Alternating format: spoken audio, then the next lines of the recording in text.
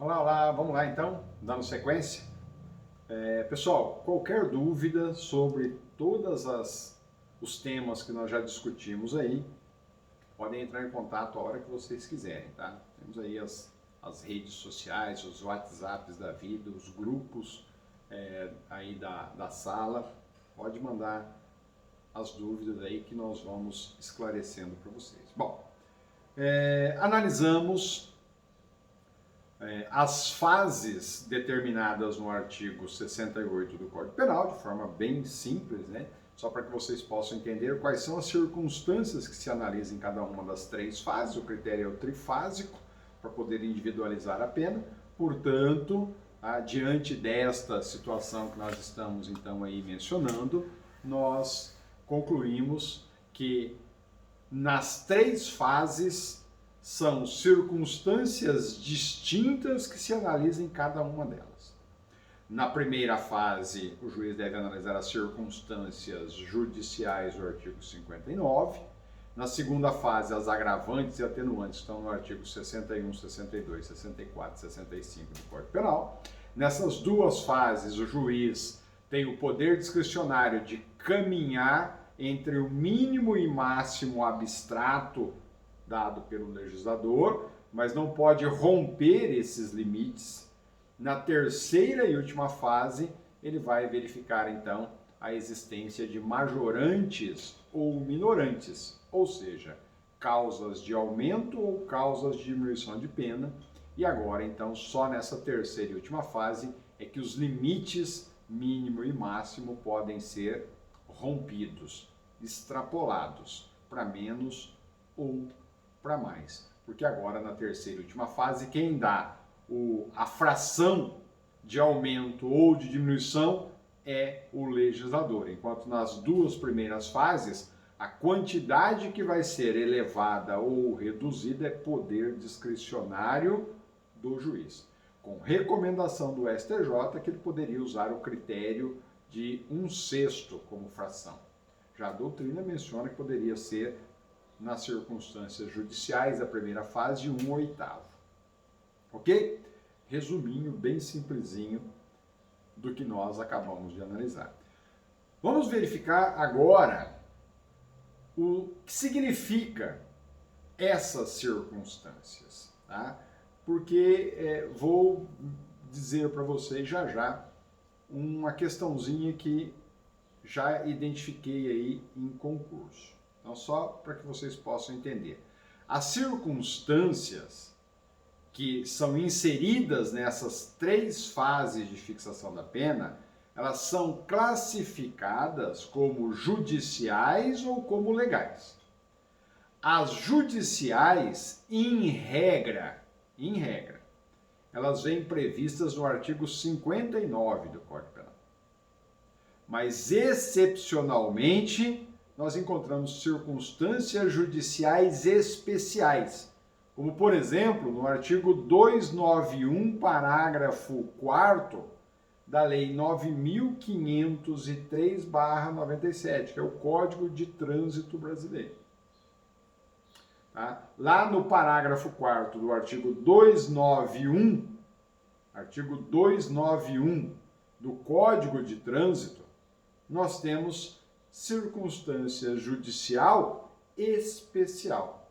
Portanto, além das do artigo 59, nós temos também leis extravagantes. A mesma coisa se você apanhar a lei antidrogas, que é a 11.343/06.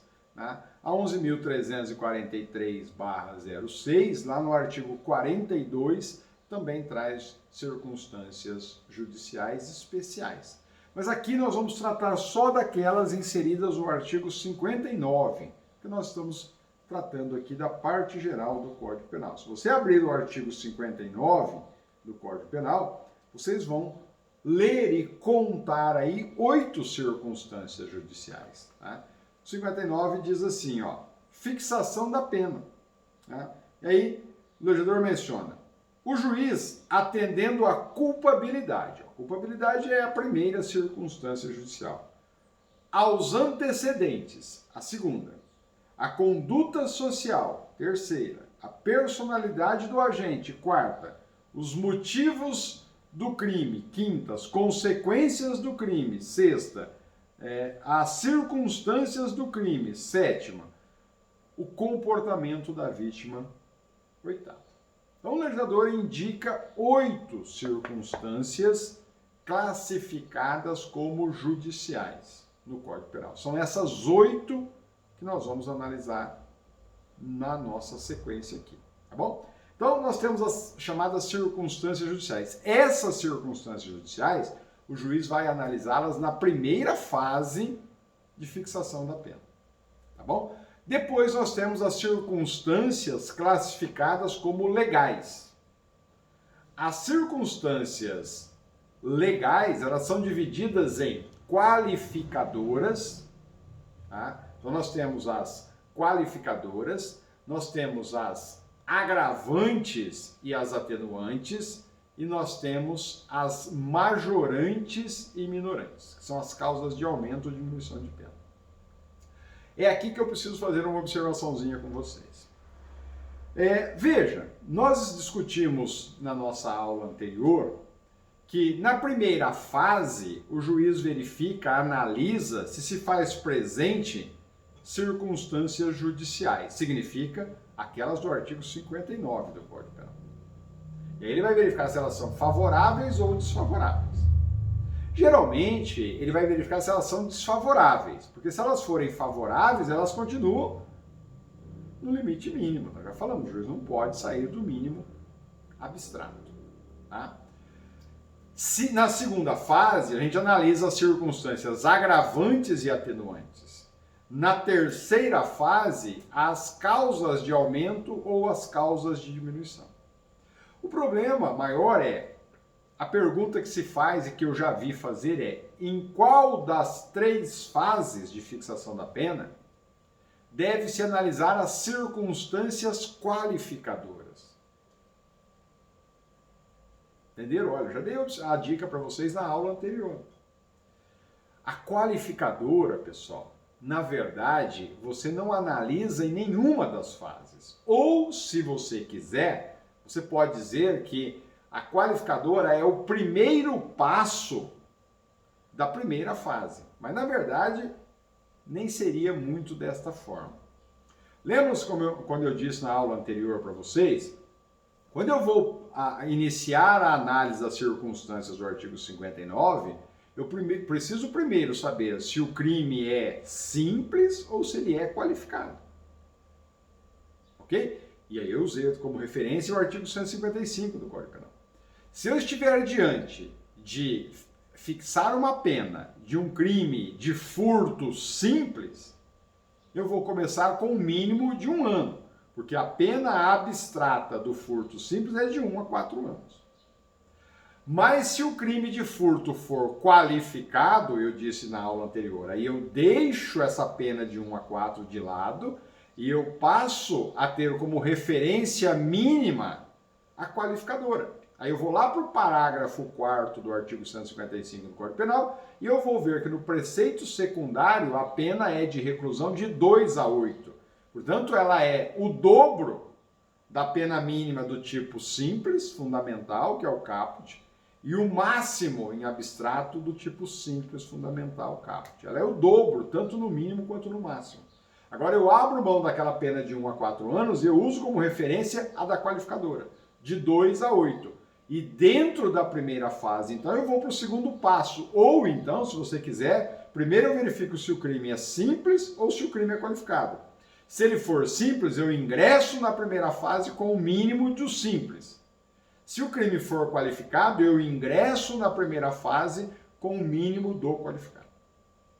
Ok? Então, dependendo do critério que vocês usarem, vocês podem dizer assim, para quem fizer essa pergunta para vocês.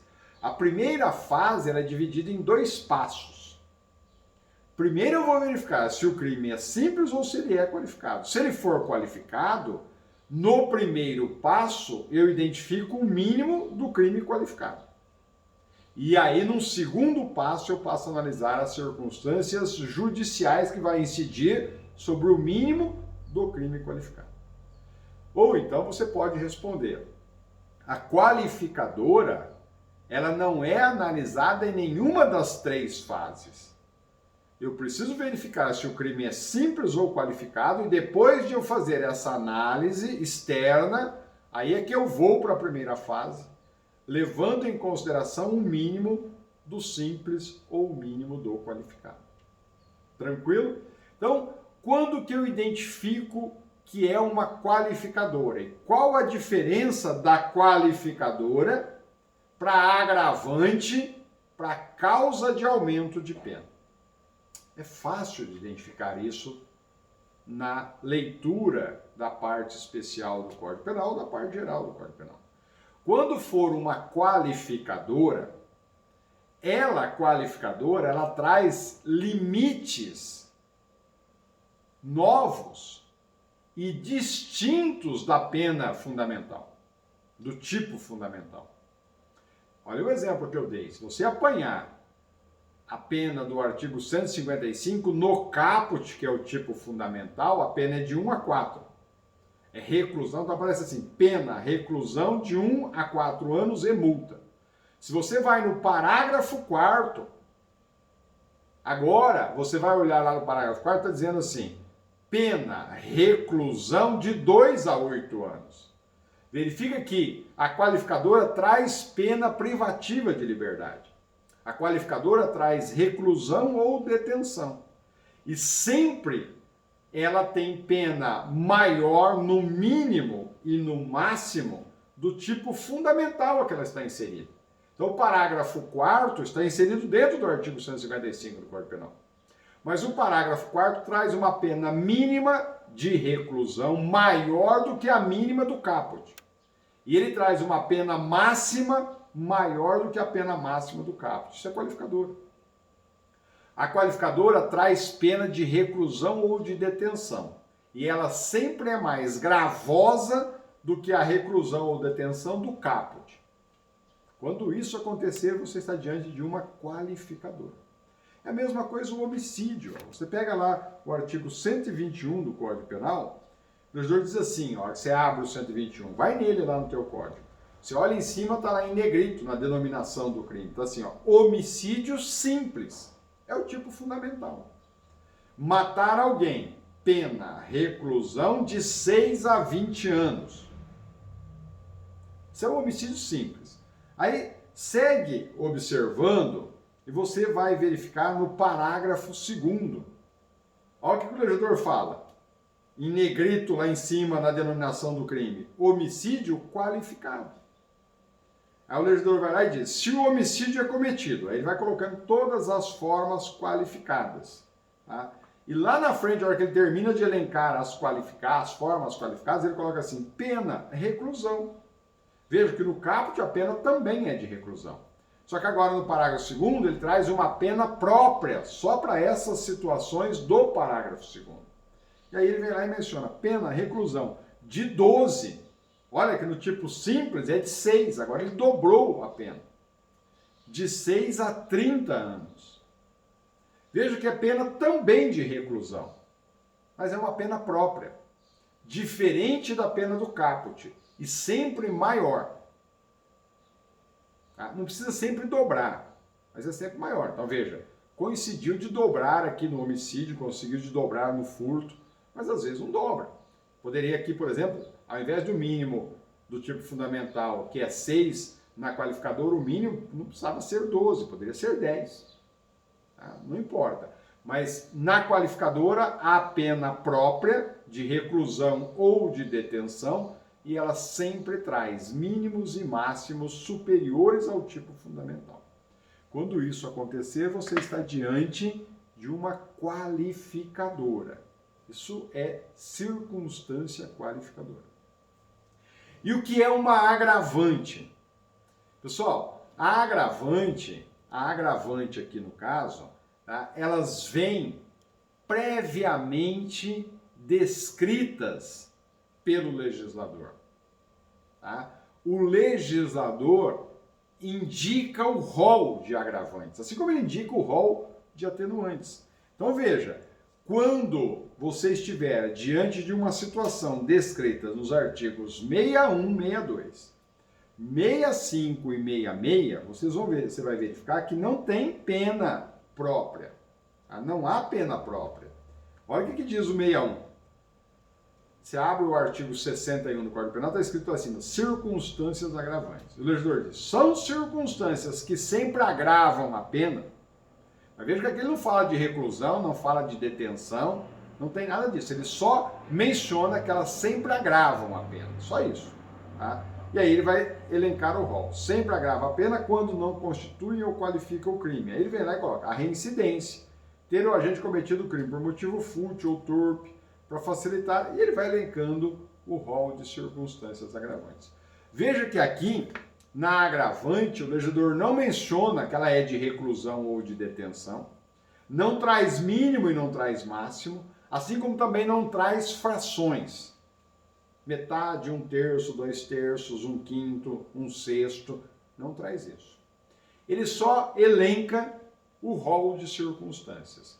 Quando estiver elencado o rol sem nenhuma referência de reclusão, detenção ou de fração, eu estou diante de uma agravante ou de uma atenuante. Então, no 61 e 62, eu tenho as agravantes. Se você for lá no 65 e no 66, você tem as atenuantes. Ó, no 65, circunstâncias atenuantes. São circunstâncias que sempre atenuam a pena.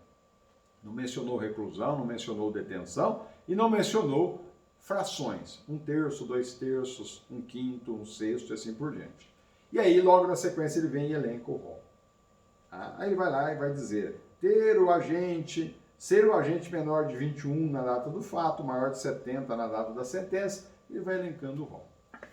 Quando as circunstâncias estiverem no artigo 61 e 62, elas são agravantes. Quando elas estiverem no 65 e no 66, elas são atenuantes. Agora aqui, como o legislador não indica pena própria, não indica frações, fica a critério do juiz a quantidade que ele vai elevar ou que ele vai reduzir. É o mesmo que ocorre lá no artigo 59 do Código Penal, quando a gente fala das circunstâncias judiciais. Tá? Você vai virar e vai falar o seguinte, professor, há circunstâncias agravantes especiais, como eu tenho as judiciais especiais? Sim, tem. De novo, no Código de Trânsito Brasileiro. Tá? Você vai lá no artigo 298, você vai encontrar, mas está fora do Código Penal. É uma lei extravagante. Entendido isso, a diferença de uma qualificadora para uma agravante, esta é a condição. A qualificadora traz pena de reclusão ou de detenção com mínimo e máximo, abstrato. A agravante, assim como a atenuante, não traz pena de reclusão e detenção e não tem mínimo, não tem máximo. O legislador simplesmente elenca o rol de circunstâncias. As agravantes, elas estão sempre nos artigos 61, 62. As atenuantes no 65, 66 do Código Penal. Você não vai encontrar no Código Penal em outro lugar a não ser nesses dispositivos que eu acabei de mencionar. Tranquilo? E as majorantes e minorantes, ou seja, as causas de aumento e as causas de diminuição. Qual a diferença? As majorantes ou minorantes, ou seja, as causas de aumento ou diminuição, são as circunstâncias que elevam, aumentam ou diminuem a pena com o uso de frações. Então, apareceu uma fração, pessoal, é causa de aumento ou diminuição. O legislador vai indicar se é para aumentar ou se é para diminuir. Então, apareceu lá, aumenta-se a pena de 1/3, é majorante. Diminui-se a pena de 1/3, é minorante. Aumenta-se a pena de metade, aumenta-se a pena de 2/3. Ou pode aparecer, aumenta-se a pena de 1/3 até 2/3.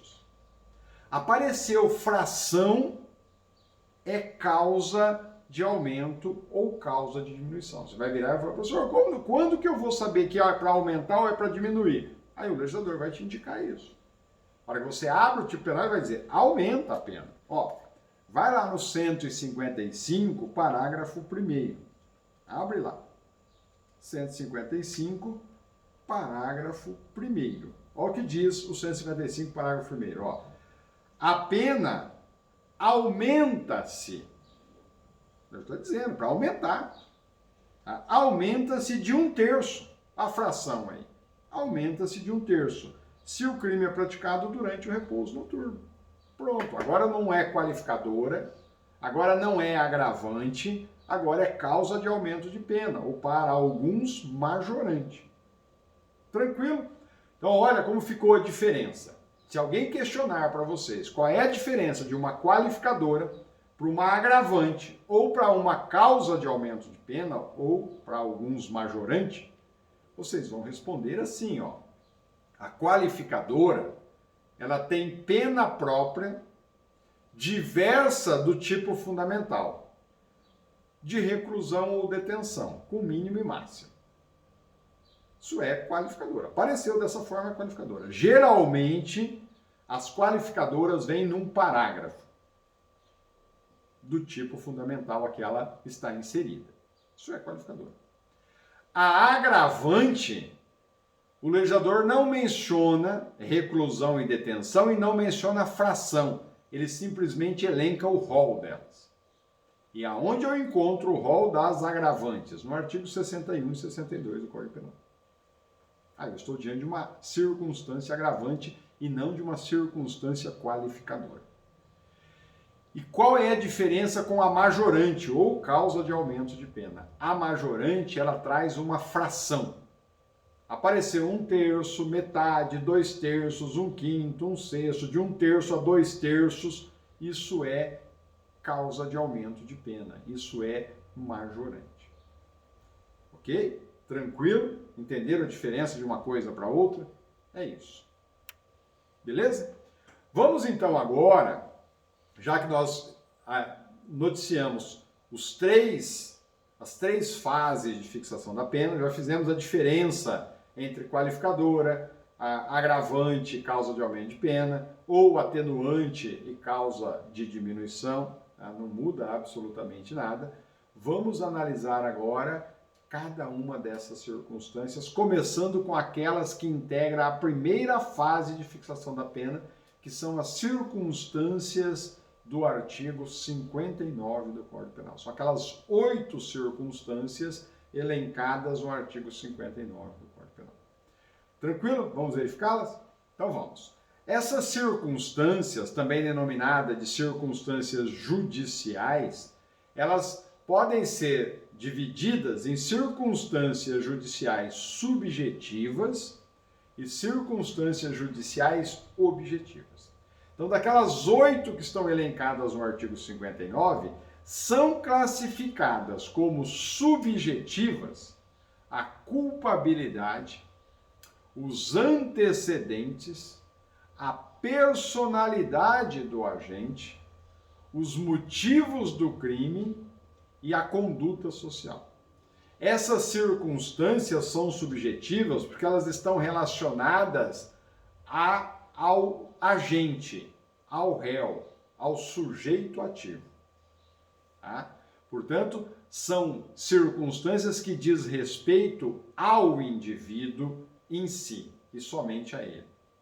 Já as circunstâncias judiciais classificadas como objetivas, essas estão relacionadas em situações externas ao agente. Então, por exemplo, o comportamento da vítima não tem nada a ver com o agente.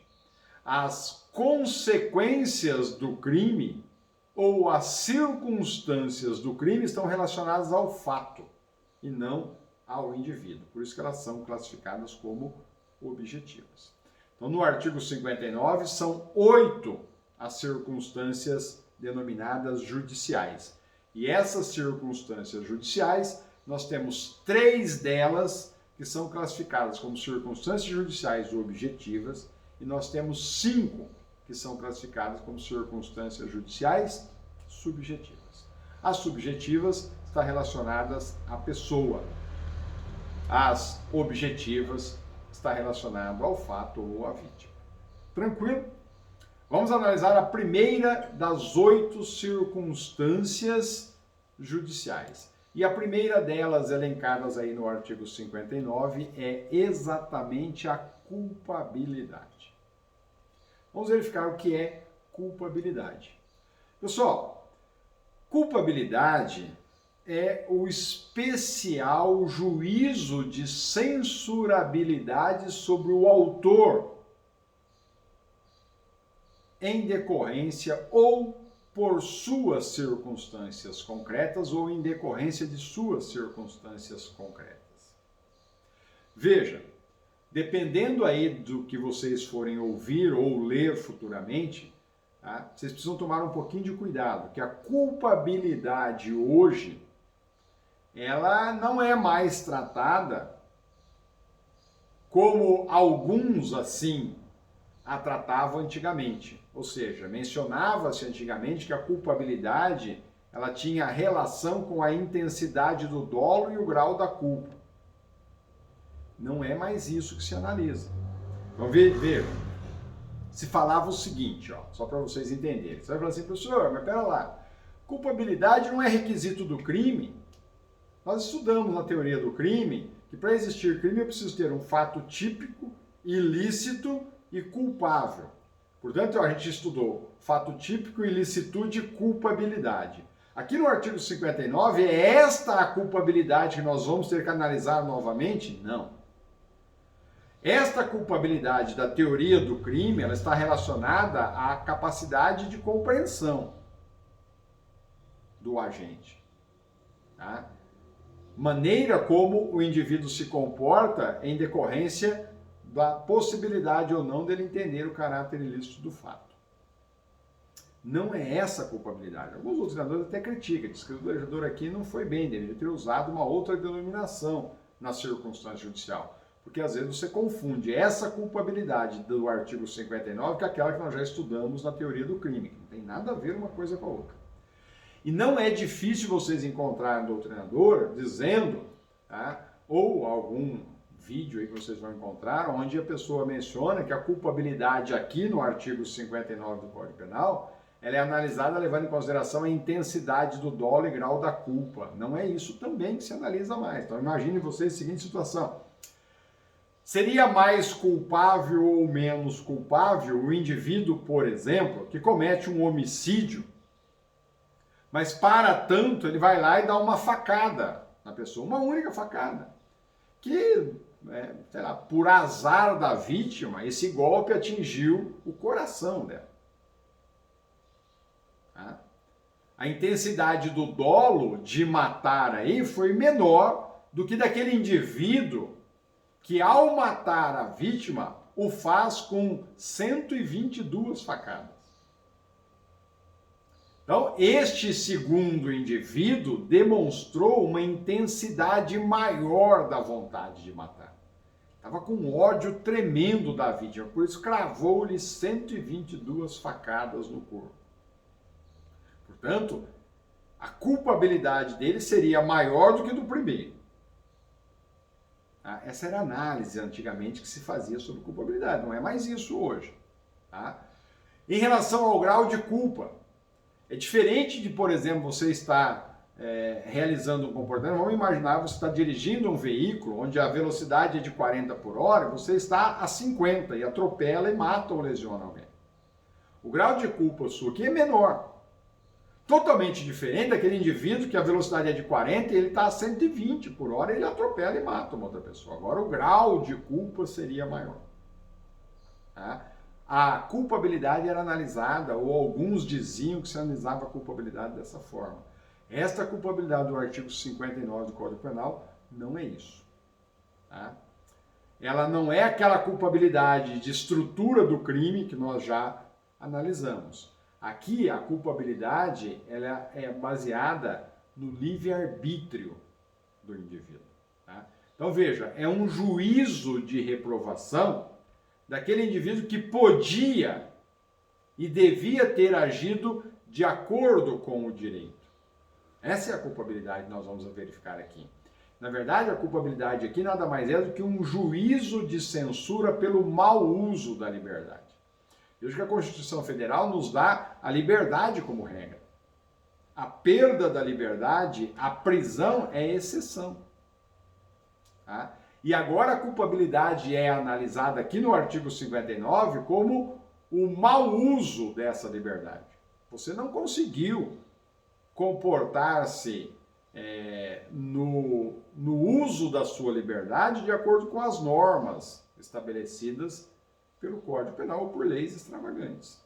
É esta a situação. Então, veja, aqui a ideia de culpabilidade é no sentido de saber se as pessoas realmente são livres para escolher entre um e outro caminho. Para escolher entre o caminho do bem e o caminho do mal. Ok? Esta é a finalidade. Então, a especial censurabilidade, ela está voltada aqui à análise das circunstâncias concretas. Como, por exemplo, a facilidade que o agente tinha para conseguir o bem da vida sem ter praticado o crime. Das circunstâncias favoráveis de vida que ele tinha. Da possibilidade que ele tinha de trabalhar. Do cargo que ele ocupava e assim por diante. Você verifica que algumas pessoas têm todas as condições para não cometer crime e comete.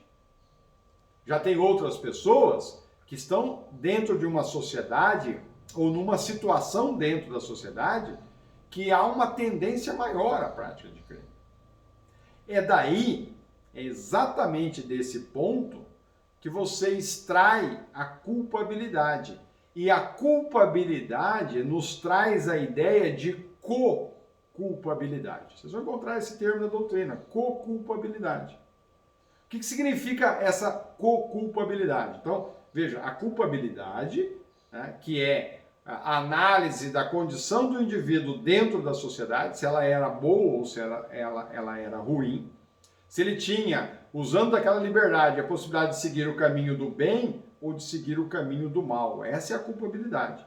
E essa culpabilidade, ela traz a ideia de co-culpabilidade, onde o agente aí tem o livre-arbítrio para escolher o caminho do bem e o caminho do mal. E ele acaba optando pelo caminho do mal. E ele precisa, ao optar pelo caminho do mal, ser censurado. E uma forma de censurá-lo é impor-lhe pena. Exatamente por causa disso, dessa co-culpabilidade, que o inimputável não é culpável. Né? Por que ele não é culpável? Porque eles não são livres para entender essa questão do caminho do bem e o caminho do mal. Por isso que só é possível, quando nós estudamos a teoria do crime, a culpabilidade incidir-se sobre aquele que tem capacidade de compreensão. Porque agora, dessa liberdade que ele tem, ele pode escolher os caminhos que ele pretende seguir. Tranquilo? Entenderam? Então veja, aquele indivíduo que com uma arma na cabeça, coação moral irresistível, não pode ser culpável. Por quê? Porque ele não tem a mínima capacidade de ser livre, de optar por um caminho A ou por um caminho B. Portanto, não pode impor pena aí. Já aquele indivíduo que está livre na sociedade e ele faz a opção pelo caminho do mal, agora sobre esse indivíduo deve recair uma punição. Então veja, a ideia de co-culpabilidade é a seguinte, essa ideia de co-culpabilidade, na verdade, ela está centrada nessa escolha do caminho aí que eu acabei de mencionar. Então quem não tem essa liberdade não tem condições de ser culpável. Então veja, o que é interessante na análise dessa co-culpabilidade aqui dentro das circunstâncias, da primeira circunstância judicial do artigo 59 do Código Penal. Se a sociedade condiciona o sujeito a buscar, por exemplo, objetivos culturais inacessíveis pela via lícita, a sociedade, pessoal, nada mais está fazendo do que fomentar a escolha pelo ilícito. Muitas vezes, e essa é a ideia de co-culpabilidade, a própria sociedade empurra o indivíduo para a escolha criminosa. Essa é a análise que você tem que fazer de culpabilidade aqui. Portanto, você não pode sobrecarregar o autor do crime com toda a censura criminosa. A sociedade também tem a sua parcela de responsabilidade. A sociedade também é corresponsável. Daí a ideia de co-culpabilidade.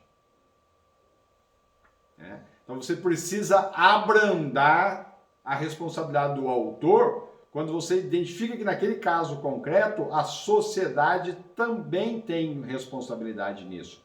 A sociedade é que o lançou para o crime. Nessa situação, o juiz vai abrandar a pena nessa primeira fase, porque a sociedade tem responsabilidade no comportamento daquele indivíduo. Então veja, por que eu estou dizendo isso? Porque na prática você identifica a seguinte situação. A sociedade, ela na maioria das vezes, nós fazemos isso. Tá? Ela acaba empurrando o indivíduo para o crime. Por que ela empurra o indivíduo para o crime?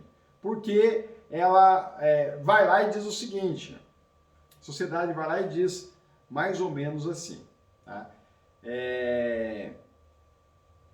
Que o indivíduo não é ninguém se ele não tiver capacidade de consumo. O que significa isso? Você é excluído socialmente se você não tem condições de comprar um tênis que está na moda. Se você não tem condições de vestir-se com uma roupa que é de grife ou que está na moda. Se alguém constrói uma casa, você quer construir uma outra melhor ou igual àquela. Se alguém comprou um carro zero, último lançamento, você já não está mais satisfeito com o teu carro velho. E assim sucessivamente, ou seja, nós culturalmente incentivamos o consumo. Para você se integrar à sociedade, você precisa consumir. Você precisa acompanhar aquele padrão determinado pela sociedade. Entenderam isso? Essa é a situação. A referência que a sociedade te dá como valor é de você consumir. Você vê isso nas publicidades de televisão. Quando aparece a publicidade de um tênis, por exemplo, você não vê o indivíduo num lugar feio. Você não vê aquela pessoa que está usando aquele tênis com pessoas feias. Você não vê aquela pessoa com aquele tênis com roupas de péssima qualidade. Aquele tênis ele é valorizado com pessoas num ambiente agradável, bonito, todas felizes, bem vestidas, com boa aparência, demonstrando alto padrão de vida. Essa é a questão. Né? Então você sempre vai ver um indivíduo correndo lá com um belo tênis, né? Em volta dele vários amigos, aquela pessoa saudável. Você já viu uma propaganda de um tênis de marca com um indivíduo baixinho, careca, barrigudo? Não vê. Botaram um cara alto, musculoso, sem camisa, com abdômen definido, com short bonito, correndo, aquele olhar sexy, para vender o produto. Aquele é o padrão de referência. Você já viu propaganda de roupa feminina? Acessa a tua internet aí agora, aí no Google, e digita aí roupa feminina, você vai ver os modelos. Calcinha, sutiã, saia, short, só top. Esse é o padrão. Então veja, o indivíduo, dentro da sua condição, ele verifica que ele nunca vai conseguir chegar ao consumo indicado como padrão. Porque ele não trabalha. Por que ele não trabalha, coitado? Porque ele não quer trabalhar? Às vezes é sim, porque ele é vagabundo, mas na maioria das vezes não. Só verificar os índices que são apontados aí constantemente. Tá? O índice de desemprego aumenta cada vez mais. As pessoas não trabalham porque elas não querem, elas não trabalham porque elas não conseguem emprego. E quando o trabalho existe, ele é mal remunerado. A remuneração é insuficiente para ele comprar aquele tênis, aquela roupa, ter aquele carro, morar naquela casa, que é o padrão. E aí ele conclui que ele nunca vai conseguir ser feliz, glorificado, amado. Nesta condição, a sociedade não dá a ele uma opção de realizar comportamentos lícitos. E a sociedade acaba empurrando para o crime, para o ilícito. Logo, a escolha dele aí não foi uma escolha tão livre assim. A sociedade passou a ser corresponsável, co-culpável. E isso, na análise da culpabilidade, o juiz deve abrandar a censura sobre o crime praticado por aquele indivíduo. A co-culpabilidade, ela pode ser valorizada como circunstância judicial. Ok? Tranquilo? Esta é a ideia de culpabilidade que nós temos. Tá? Então, alguns doutrinadores mencionam, inclusive, tá, a questão da co-culpabilidade às avessas. Tá? E elas são divididas aí em dois fatores. Tá? Mas a co-culpabilidade às avessas nós vamos verificar num próximo encontro. Tá? O item mais longo aí é a culpabilidade. Tá? A gente já está quase concluindo. Até a próxima.